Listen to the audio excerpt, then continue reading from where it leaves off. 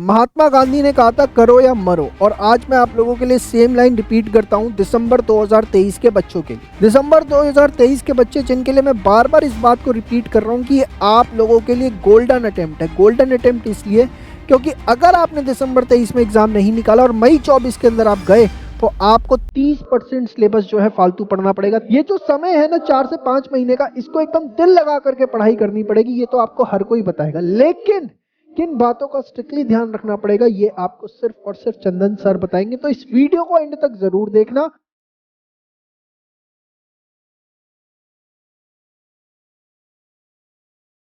सबसे पहली चीज, सब्जेक्ट तो वही है साहब, अपने पास अकाउंट्स है, लॉ बीसीआर है, मैथ स्टैट्स एलआर है, इको बीसीके है। आप समझना जो मैं आपको बताने जा रहा हूँ, पहले आपको थ्योरी समझाता हूँ, आईसीआई की समझ में आएगा। भाई सब्जेक्ट 4 है, ठीक है।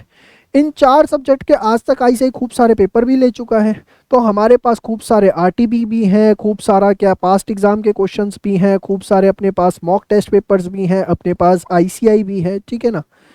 सब कुछ है अपने पास। तो क्या इस बार नया आ जाएगा? किस तरीके से नया आ जाएगा? घबराने के लिए बैठे हो, डराने के लिए बैठे हो आप यहाँ पर? सुन लो मेरी बात, आपको समझ पे आ जाएगा। ये आप समझो, ये 4 पेपर वही हैं, ये ऑलरेडी जो चीज़ें रिलीज हो चुकी वही हैं। तो फिर इस बार के पेपर के अंदर ऐसी खूबसूरती क्या होने वाली है साहब? क्या खूबसूरती होने वाली, जरा समझिए। आप जरा एक बार सर्च करना, आज मैं आपको एक डेटा देता हूं, अभी तक किसी ने नहीं बताया होगा आपको। सीए इंटर से पहले जो है ना, क्या हुआ करता था आपको पता है? सीए इंटर से पहले हुआ करता था सीए आईपीसीसी, अगर आपको पता हो तो। इसके लास्ट अटेम्प्ट का रिजल्ट देखना, जो लास्ट अटेम्प्ट हुआ था ना एकदम, उसका रिजल्ट देखना।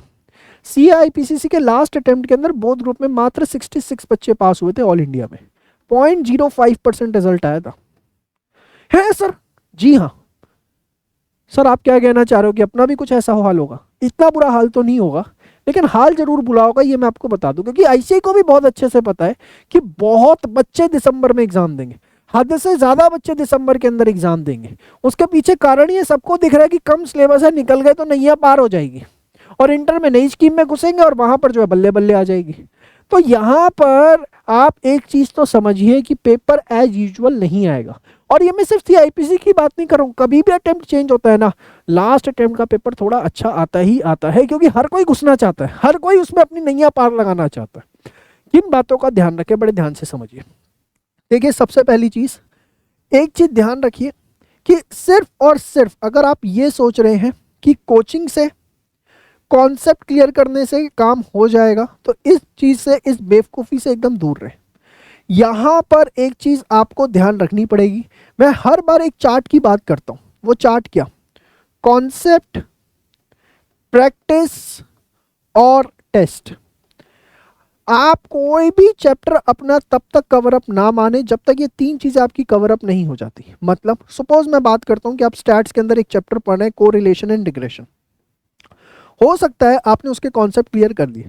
कॉन्सेप्ट कहाँ से क्लियर कर लिए? हो सकता है आपने यूट्यूब से देख लिया किसी टीचर को, आप किसी ऑफलाइन कोचिंग के अंदर जाते हैं, हो सकता है आपने किसी के पेड वीडियोस ले रखे हैं, कुछ भी हो सकता है। आपने कॉन्सेप्ट क्लियर कर लिया, और ये हर बच्चे के हो जाते हैं, इसमें कोई नई चीज़ नहीं है।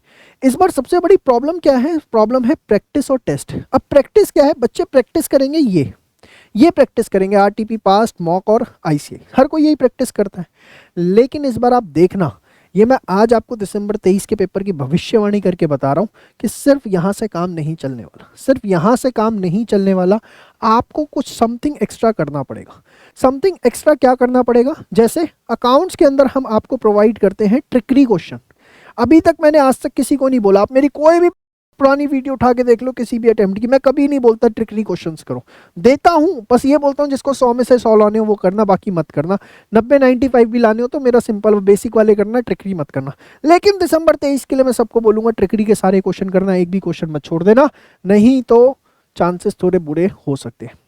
मैथ स्टैट्स एलआर के अंदर, मैथ स्टैट्स एलआर, अच्छा मैं ट्रिकरी क्वेश्चन है क्या ये भी बता दूं, ये सेल्फ क्रिएटेड क्वेश्चंस हैं, और ऐसे क्वेश्चंस हैं कि इससे लेवल टफ नहीं आ सकता, नहीं आ सकता इससे लेवल टफ, मैं आपको बता दूं। ये मैक्सिमम है, इससे ऊपर कुछ नहीं है। अकाउंट्स का पेपर मतलब यहाँ पे स्टैंपिंग लग गई, खत्म। और जब करोगे ना एक एक क्वेश्चन तो आंसू भी निकलेंगे, क्या है ये। फिर आप ऐसे क्वेश्चन जब करोगे तो आपको समझ में आएगा सीए का असली लेवल क्या हो सकता है। देखो होता क्या है ना, ट्रेंड की बात होती है। पेपर आसान आ रहे आ रहे आ रहे आ रहे आ रहे आ रहे आ रहे आ रहे, दुम, ये क्या हुआ दुम? कि कभी भी एक अटेम्प्ट में थोड़ा सा मुश्किल पेपर आया और फिर अचानक जो है बच्चे कहते हैं अरे बाप रे बाप ऐसा भी पेपर आ सकता है। अरे भैया पेपर वैसा ही आता था जो आया, सीए है, समझ में आई बात, हलवा नहीं है, पूरे इंडिया का सबसे मुश्किल कोर्स है, आसान दे रहा है ऐसे ही, चलो आपकी किस्मत चल रही है, अच्छी चीज़ है।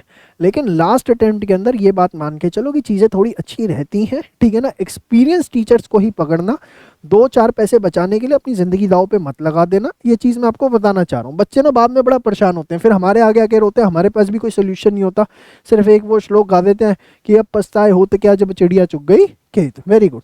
मैथ्स स्टैट्स एलआर के अंदर पीपी बुक, एक भी क्वेश्चन मत छोड़ देना।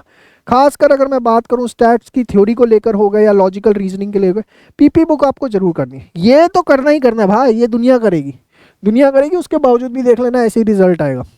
मेरे हिसाब से दिसंबर 23 का जो मोटा मोटा रिजल्ट होगा ना, आप देखना 10-12% होगा, 25-30% की उम्मीद मत करके चलना।